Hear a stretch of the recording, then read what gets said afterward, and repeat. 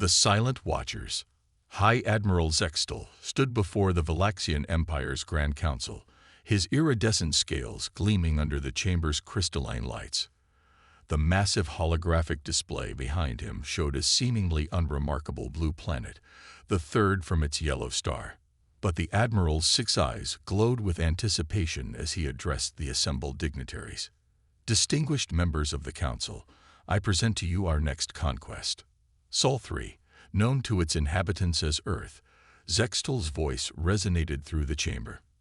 Our long-range probes have confirmed it's a Class 4 civilization, barely capable of reaching their own moon. They still fight among themselves over primitive resources and territory.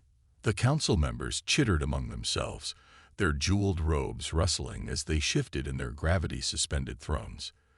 First Speaker Vasuri raised a delicate tendril, silencing the chamber. What makes this world worthy of our attention, Admiral? The Empire has greater concerns than some backwater planet. Zextal's facial membranes pulsed with excitement as he manipulated the holographic controls. The image zoomed in, showing Earth's cities, industries, and military installations. Raw materials, honored Speaker. Their world is rich in rare elements we need for our quantum drives. More importantly, their population of 8 billion represents an enormous workforce for our processing facilities. He continued, displaying graphs and charts. Their military technology is laughably primitive. Their most advanced weapons use chemical propellants and crude nuclear fission. Their space presence consists of primitive satellites and a small orbital station. One Valaxian battle cruiser could subdue their entire planet. The council members trilled in amusement at the humans' perceived weakness. Second Speaker Mordrath leaned forward, his crystalline exoskeleton catching the light. What of their information networks? Have they detected our probes? Their detection systems are basic at best, Zextal replied confidently. They use simple radio waves and optical telescopes. Our stealth technology is centuries beyond their capability to detect. They spend more resources on entertainment and social media than space exploration or defense. First Speaker Vasuri rose, her ceremonial wings extending. Very well. Admiral, you may proceed with the conquest. How many ships do you require? A single battle group will suffice, honored Speaker. 300 ships should secure the planet within their standard week. I've already prepared the occupation protocols and resource extraction schedules. Deep beneath the Rocky Mountains, in a facility that didn't officially exist, Director Sarah Chen watched the entire exchange with a grim smile. The quantum monitoring system had perfectly captured every word and gesture from the Valaxian Council chamber, despite it being 50 light-years away.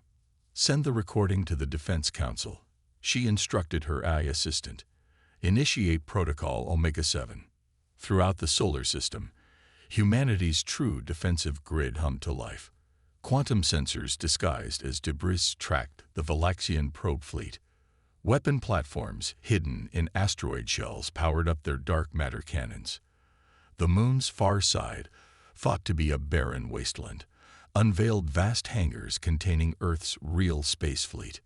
In her office, Chen opened a secure channel to the United Earth Defense Council. The faces of military and civilian leaders appeared on her quantum-encrypted display. Ladies and gentlemen, the Valaxians have taken the bait. They've completely bought our technological camouflage. General Marcus Wong, commander of Earth's Space Force, nodded in satisfaction. 300 ships. That's barely a tenth of our fleet. Should we reveal ourselves now? No, Chen replied, pulling up the latest intelligence. Let them come. Let them think they're the hunters. Operation Hidden Sword remains as planned.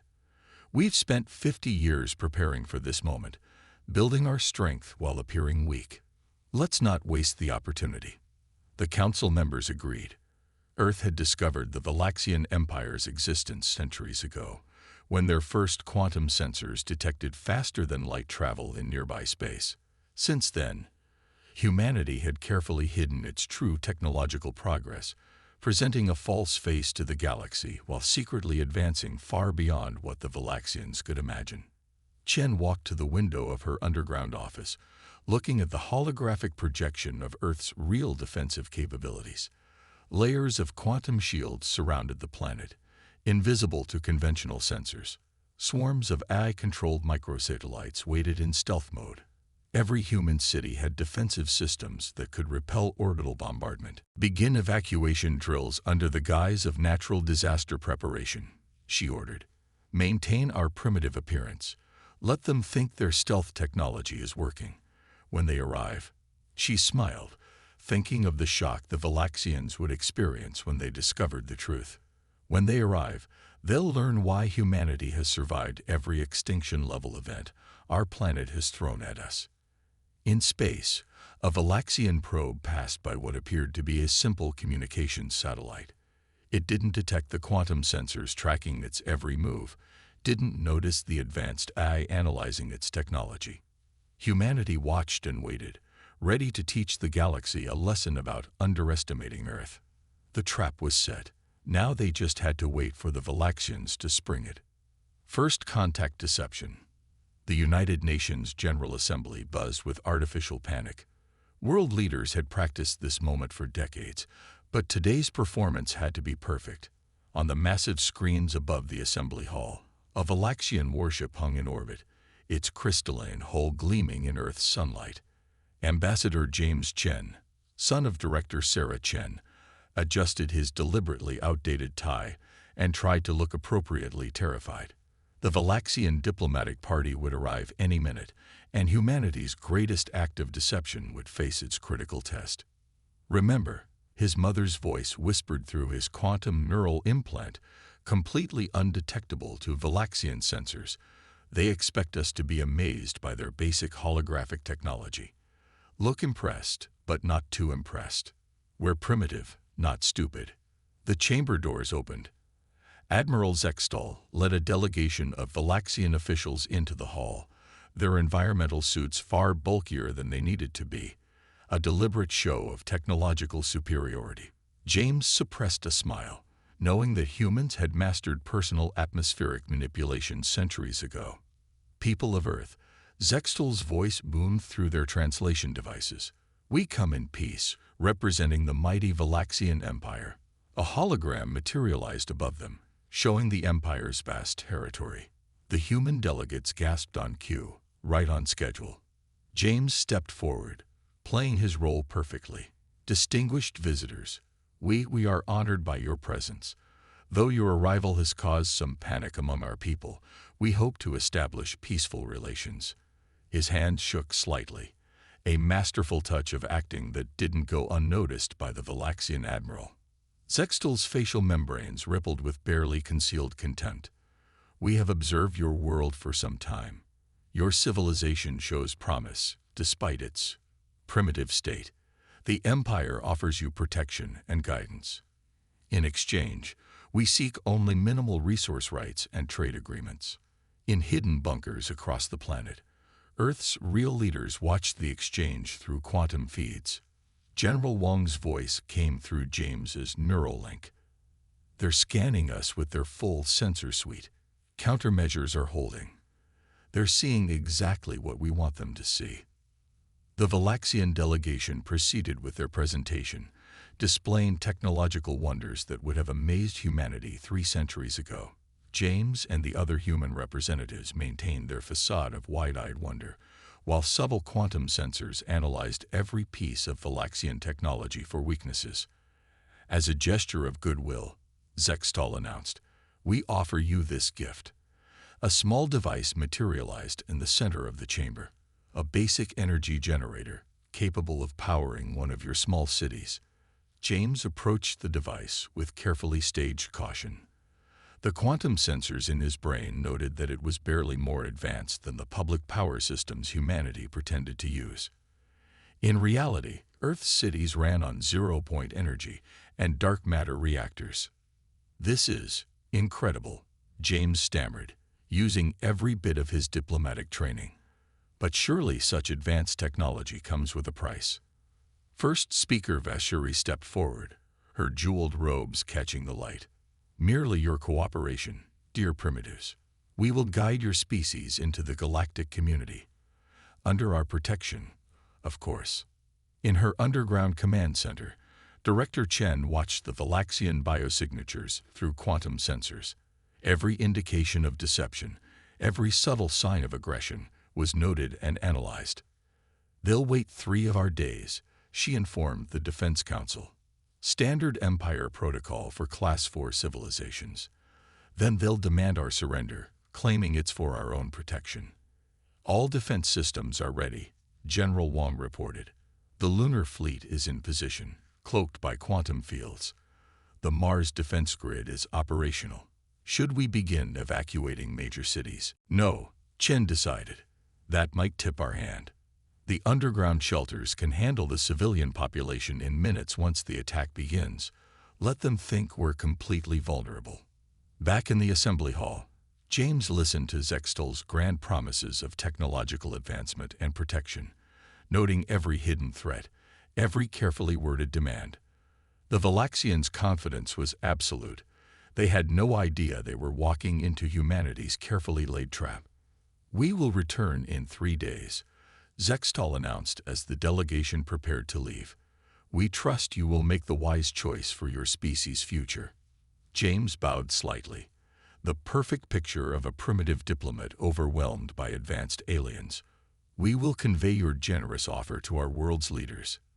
Though, if I may ask," he allowed a trace of fear to enter his voice, "what happens if some nations refuse?" Zextal's facial membranes tightened, a Valaxian smile that carried volumes of menace. "For your planet's own good, we would be forced to insist, but I'm sure it won't come to that. You seem intelligent enough to recognize superior power when you see it." As the Valaxians departed, James maintained his worried expression until their ships broke orbit. Only then did he allow himself a small smile. In 3 days, the Valaxian Empire would learn what superior power truly meant. The trap was nearly ready to spring. The Emperor's Gambit. Admiral Zextal stood on the bridge of his flagship, the Crystal Dominion, watching Earth grow larger on the main display. 3 days had passed, and as expected, the primitives' response had been chaotic and disorganized. Some nations demanded more time, others offered immediate surrender, while a few made futile threats. "Perfect," he purred to his command staff. "Launch the intimidation protocol." 300 Valaxian warships shimmered into view around Earth's orbit, their weapons charged for display. On the planet below, news channels broadcast the sight of alien ships filling the sky. Right on schedule, Earth's primitive militaries launched their aircraft and missiles, exactly as the invasion simulations had predicted. "Disable their orbital satellites," Zextal ordered. "Let them see how helpless they truly are." Energy beams lanced out from the Valaxian fleet, targeting Earth's satellite network. But at the precise moment they fired, something impossible happened. The beams struck an invisible barrier and dissipated harmlessly. "What?" Zextal's membranes quivered in confusion. "Scan that region of space." Before his crew could respond, a calm human voice filled every communication channel on every Valaxian ship. Director Chen's tone carried centuries of carefully controlled amusement. "Admiral Zextal, I must thank you for being so predictable. You've positioned your fleet exactly where we wanted it." The space around the Valaxian ships shimmered. Massive structures appeared, emerging from perfect quantum camouflage. Weapon platforms larger than cities, defense stations that dwarfed the largest Valaxian vessels, and behind Earth's moon, rising like a mechanical leviathan, humanity's true fleet. Impossible. Zextal's scales paled. Their technology level. This is deception. No deception, Admiral. Just patience. Chen's voice remained calm. "We detected your empire's expansion 300 years ago. Since then, we've been preparing, advancing our technology in secret while maintaining a carefully crafted primitive facade." On the Crystal Dominion's bridge, warning signals screamed as the ship's sensors finally revealed the truth. Earth was surrounded by layered quantum shields far more advanced than anything in the Valaxian arsenal. What they had thought were simple satellites were actually nodes in a vast defensive network. "Your invasion fleet is surrounded," Chen continued. "Your weapons cannot penetrate our shields. Your faster-than-light drives have been locked by our quantum fields. We are jamming your communications with your empire. You have one chance to surrender." Zextal's pride overrode his judgment. The Valaxian Empire does not surrender to primitives. All ships, open fire. The Valaxian fleet launched its full arsenal: planet-cracking weapons, antimatter torpedoes, quantum disruptors. Their most powerful weapons struck Earth's shields and faded like ripples in a pond. "As you wish." Chen's voice carried a note of finality. "General Wang, you may proceed." Space itself seemed to twist. Dark matter beams lanced out from Earth's defensive grid, passing through the Valaxian shields as if they didn't exist. 20 ships vanished in the first second. 50 more in the next. Quantum torpedoes phased through hull plating, detonating inside engine cores. On the Crystal Dominion's bridge, Zextal watched in horror as his mighty fleet was systematically dismantled by weapons he couldn't understand. "Fall back.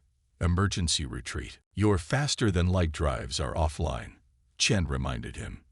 "You're not going anywhere. This is the price of arrogance. Admiral, 3 centuries of watching your empire consume primitive worlds. We could have revealed ourselves at any time, but we wanted to be certain. Certain that you would never threaten another developing civilization." The last Valaxian ship exploded in a burst of quantum energy, leaving only the Crystal Dominion intact. Earth's true fleet emerged from the lunar shadow, thousands of ships that made the Valaxian vessels look like toys. "Now, Admiral," Chen's voice carried the weight of centuries, "let's discuss the terms of your empire's surrender. Your leaders will want to hear about the primitive world that destroyed their finest fleet without losing a single ship." As Zextal stared at the overwhelming power arrayed against him, he finally understood. His empire hadn't been the hunter. They had been the prey all along. Counterattack. The Imperial Palace on Valaxia Prime shook with another impact. Through the crystalline windows, First Speaker Vasuri watched as another defense platform fell from orbit, destroyed by weapons that seemed to ignore the laws of physics themselves. "How?" she whispered, her ceremonial wings drooping. "How did we not see this coming?" The Emergency Council chamber was chaos. Representatives from across the Empire watched in horror as reports flooded in.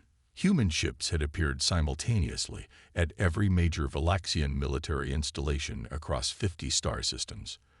Their quantum drives made faster-than-light travel look primitive, allowing them to strike anywhere at will. Another fleet lost in the Centauri sector. An aide reported, his scales pale with fear. "The humans, they're not even bothering to destroy our ships anymore. They're simply shutting them down and teleporting the crews to detention centers on various planets." Director Chen's image appeared above the council table, a courtesy call that demonstrated just how helpless the mighty Valaxian Empire had become.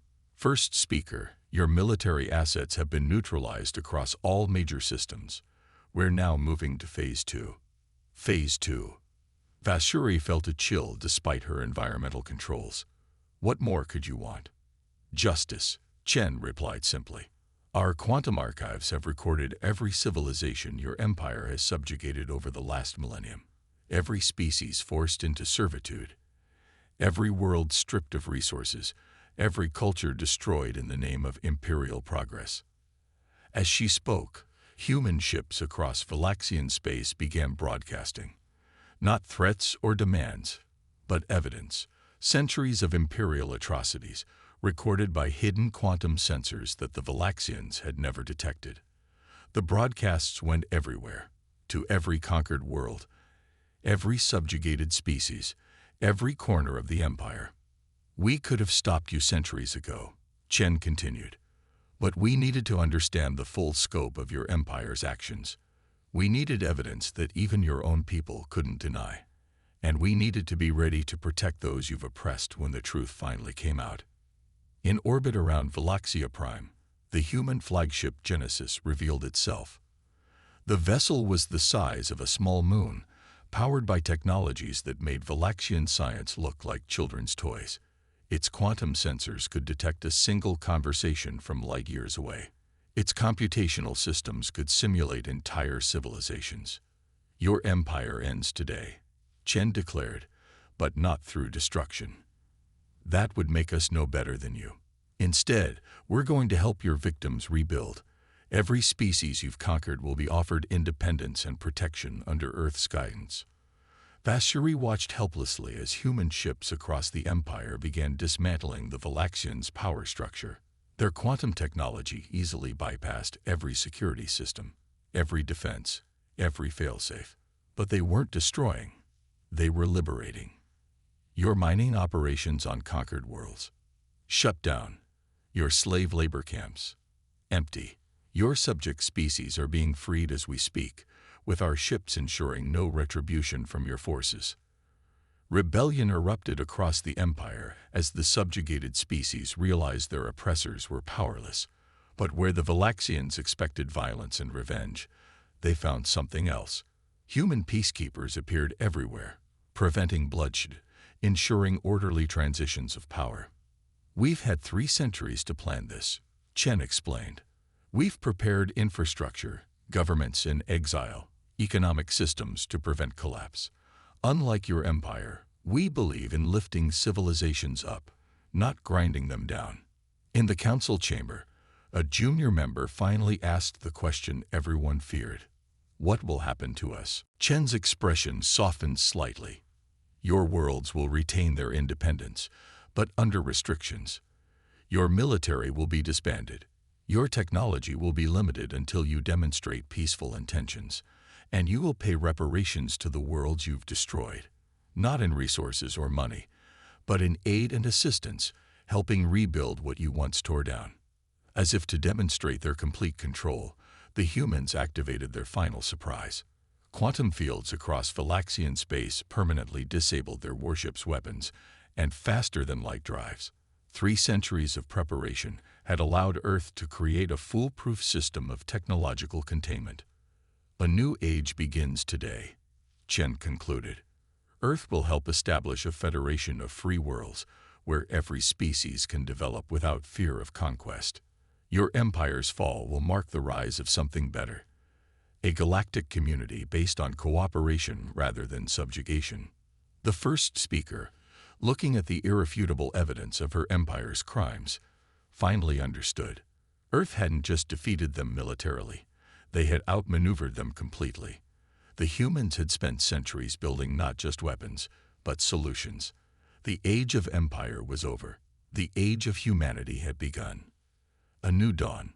5 years after the fall of the Velaxian Empire, the newly constructed Galactic Assembly on Earth hosted representatives from over 1,000 formerly subjugated species.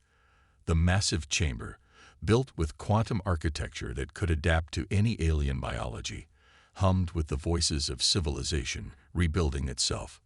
Director Chen, now serving as Earth's representative to the Galactic Federation, watched the proceedings with quiet satisfaction.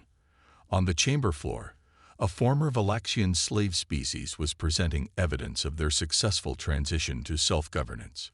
Behind them, holographic displays showed their restored homeworld, once a strip-mined wasteland, now flourishing under recovered technology.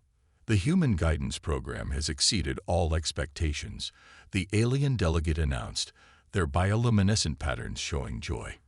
"Our people are free, our world is healing, and our children will know a future without chains." In the observers' gallery, Admiral Zextal, now serving as a junior diplomatic aide in the Velaxian delegation, watched with a mixture of shame and amazement.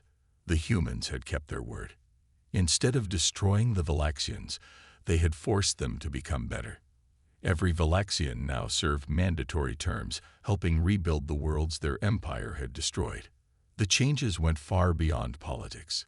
Humanity had begun carefully sharing their technology, but with safeguards and ethics protocols built in. Quantum healing centers cured diseases that had plagued alien species for millennia. Sustainable energy systems ended resource wars. Advanced agricultural techniques eliminated famine. We've received another petition. James Chen reported to his mother during a break in proceedings. 3 more developmental civilizations have been detected at the edge of known space. They're requesting human protection to ensure their independent evolution. Director Chen nodded, remembering Earth's own long vigil. Assign monitoring stations and cloaked satellites. Let them develop naturally, but make sure no one interferes. We'll be the guardians we wished we'd had. The Assembly reconvened to discuss the next phase of galactic reconstruction. The former empire was transforming into a network of cooperative worlds. Trade routes once used for resource exploitation now carried aid and cultural exchange. Former slave soldiers became peacekeepers, their weapons replaced with tools for building. But humanity's greatest achievement wasn't technological, it was philosophical. They had proven that advancement didn't require conquest, that power didn't demand domination. Earth's example showed that a civilization could be both mighty and merciful. The galaxy stands at a crossroads. Director Chen addressed the Assembly. The age of empires is over. But our work is just beginning. Each of your species brings unique perspectives, unique solutions. Together, we can build something unprecedented, a true community of worlds. As she spoke, quantum sensors at the edge of known space detected signals from other galactic civilizations, drawn by news of the Valaxian Empire's transformation. Some came with peaceful intentions, others perhaps hoping to fill the power vacuum. But they all found the same thing, a protected region of space where advancement meant cooperation, not conquest. We hid our light for centuries, Chen concluded, watching and waiting. Now we step forward not as conquerors or rulers, but as guides. The stars belong to all of us, and together we will make them shine brighter than ever. In orbit above Earth, the Genesis maintained its vigilant watch. But its quantum weapons were silent, its vast power turned to creation rather than destruction. Human ships patrolled trade routes not to control them, but to keep them free. Research stations studied the mysteries of the universe not for military advantage, but for the benefit of all. The Valaxian Empire had sought to rule the galaxy through force. Instead, they had inadvertently helped create something far more powerful, a federation of free worlds, protected by humans who had learned through centuries of patience that true strength lies not in the power to destroy, but in the wisdom to protect and nurture. A new age had dawned, and its light would reach far beyond the stars themselves.